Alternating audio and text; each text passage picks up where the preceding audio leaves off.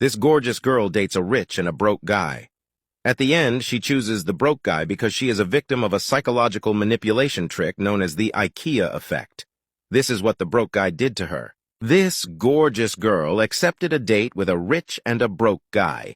In her date with the rich guy, they have a great time, and in her date with the broke guy, it's complicated. Surprisingly, she chooses the broke guy over the rich guy. The rich guy doesn't understand what's going, and neither does the brokey.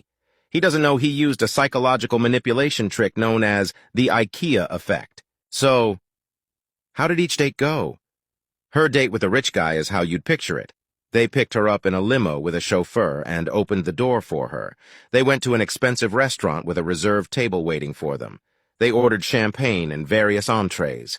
They talked and laughed. The rich guy turned out to be a gentleman and treated her like a queen. She didn't have to lift a finger and had a great time. When they dropped her off at home, she texted the rich guy to say, "Thank you for the date, I had a great time," and yet she still chose the broke guy. So, what happened in the other date? The brokey is middle class, but he had an emergency and ran out of money. He picked her up and told her the truth. "I don't have money, but let's go downtown and I'll play the guitar while you help me collect money and we'll have dinner with our earnings."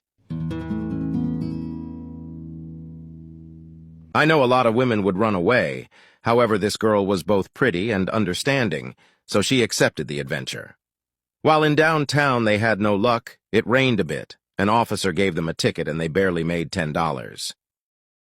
Looking back at it, she didn't understand what had happened.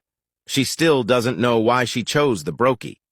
Objectively, she didn't enjoy working downtown, and she did enjoy being spoiled by the rich guy. But it'll all make sense with the IKEA effect and the mystery of the $10 dinner. Now let's talk about IKEA.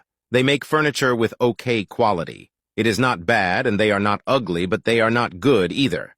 If you see an IKEA table at a friend's house and they ask you to rate it from 1 to 10, you would look at the quality and say 7. Now if we ask your friend how much he likes it, he would rate it a 9 or a 10 according to a Harvard study. Now, who is right? You are right, the table is not very good. But why is your friend confused? What happens is that IKEA furniture has to be assembled by you. It isn't very difficult, but you do have to invest an hour or two depending on how dumb you are. And while the majority of people don't enjoy assembling the furniture, they feel accomplished when they finish it. You look at the furniture objectively, but they have a deeper connection to the thing because they put in the work. And you may now be wondering what happened in that $10 dinner that made the pretty girl fall in love.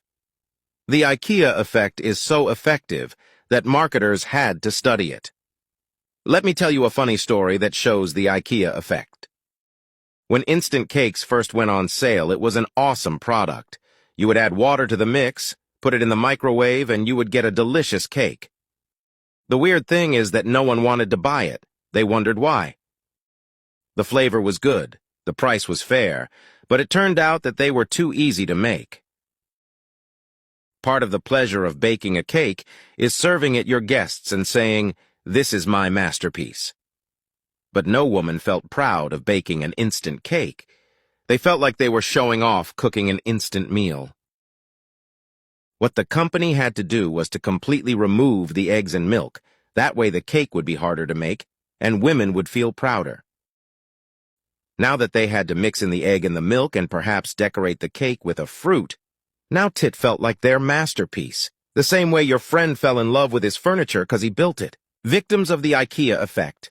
The IKEA effect is a cognitive bias in which you value something more because you put effort into it. Now let's rewind. What happened to this girl? Whom, after going to a French restaurant in a beautiful limousine in which she was treated like an absolute queen, while not having to lift a finger, she chose the brokey, with whom she went to get tacos and had to share a soda because they only had $10.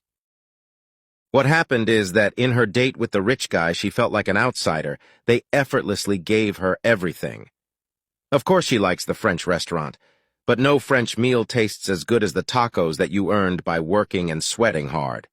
The brokey, without realizing it, uses the IKEA effect all the time.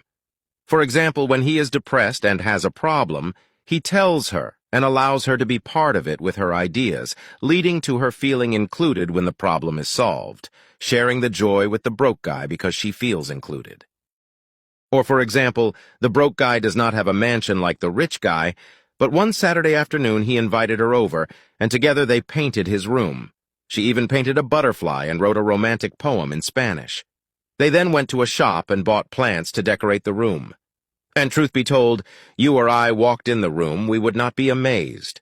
But it is different for her. She is blinded because it is hers. She sees it as her creation. The broke guy uses the IKEA effect, making her part of his life, while the rich guy gave her everything effortlessly. And while she obviously enjoys a comfortable life, she feels like a team with the broke guy.